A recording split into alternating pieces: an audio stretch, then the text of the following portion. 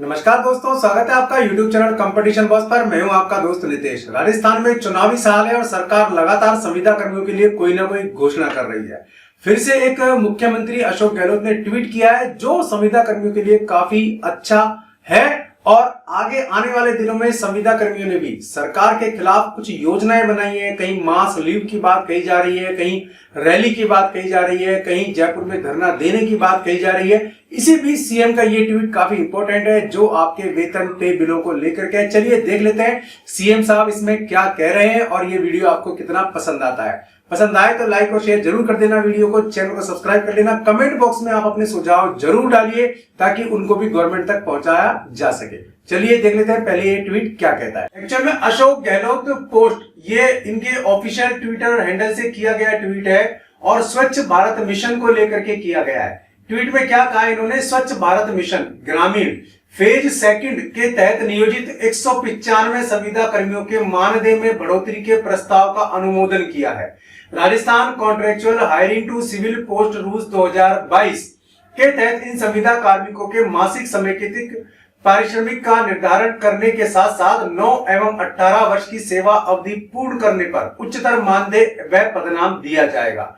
तो एक तो इसमें हाईएस्ट पे स्केल की बात कही गई है, साथ ही साथ नेम ऑफ द पोस्ट की बात भी कही गई है। वो क्या होगा आपको बता देता हूं। प्रस्ताव के अनुसार स्वच्छ भारत मिशन में नियोजित लेखाकार तथा MIS कम एंड ई का मानदेय MIS कम M&E का मानदेय 16,900 रुपए निर्धारित किया गया है। वहीं मिशन के तहत कार्यरत जिला परियोजना समन्वयक DPC, ब्लॉक समन्वयक और डाटा एंट्री ऑपरेटर का मानदेय क्रमशः 18,900 रुपए और 13,150 और 10,400 रुपए निर्धारित किया गया है। यानी कि जिला परियोजना समन्वयक का मानदेय 18,900 रुपए होगा, ब्लॉक समन्वयक का होगा 13,150 और डाटा एंट्री ऑपरेटर का होगा 10,400 रुपए। जो टीचर्स वाले मामले में किया था वही सेम यह किया है, यानी कि जो कैडर बनाया है 1,10,000 संविदा कर्मियों का सेम ही चल रहा है। लेखाकार और MIS कम एंड M&E का मानदेय 9 तथा 18 वर्ष संविदा सेवा अवधि पूर्ण करने पर। अब मान लीजिए ये लोग 9 और 18 साल की सेवा अवधि पूर्ण कर लेंगे तो 9 साल की पूर्ण करने पर DPC का हो जाएगा। यहां केवल लेखाकार और MIM कम एंड E का मानदेय बताया गया है, इसमें लेखाकार का होगा 29,600 और उसका होगा 51,600 रुपए।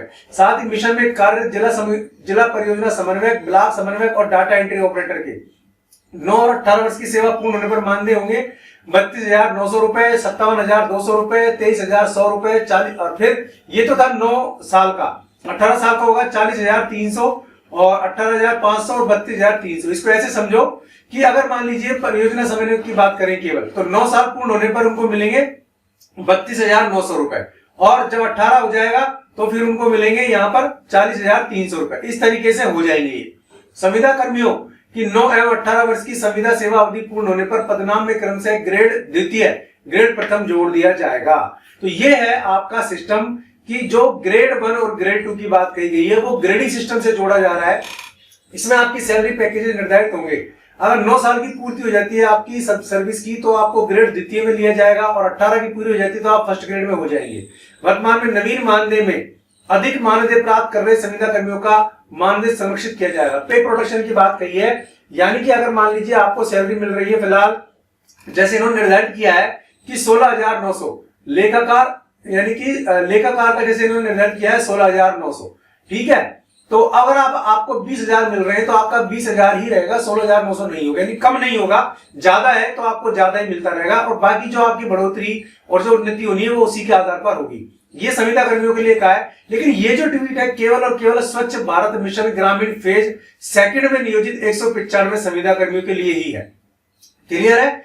अब इसमें कोई डाउट है तो आप पूछ सकते हैं, बाकी इस ट्वीट में सब कुछ क्लियर है, अपने हिसाब से इसको आप समझ भी सकते हैं। कमेंट बॉक्स में जरूर आप कर देंगे कमेंट तो मैं आपको जवाब देने की कोशिश करूंगा। तो स्वच्छ भारत मिशन को लेकर के भी एक कदम और आगे सरकार बढ़ गई है। लेकिन अभी देखा जाए तो राजस्थान में NHM यानी कि नेशनल हेल्थ मिशन में तो फाइलें अटकी हुई है और ऊपर से पैसे की डिमांड भी की जा रही है। कहीं ना कहीं ऐसी बात भी सामने आ रही है, यानी कि ब्यूरोक्रेसी ने मामले को अटकाया हुआ है। और इसके अलावा बात करें हम संविदा कर्मी उत्तर प्रदेश की, संविदा कर्मी मध्य प्रदेश की, संविदा कर्मी दिल्ली की, तो दिल्ली गवर्नमेंट ने संविदा कर्मियों को जरूर अच्छा किया। उनके पेमेंट जो है वो अच्छे किए हैं दिल्ली गवर्नमेंट ने।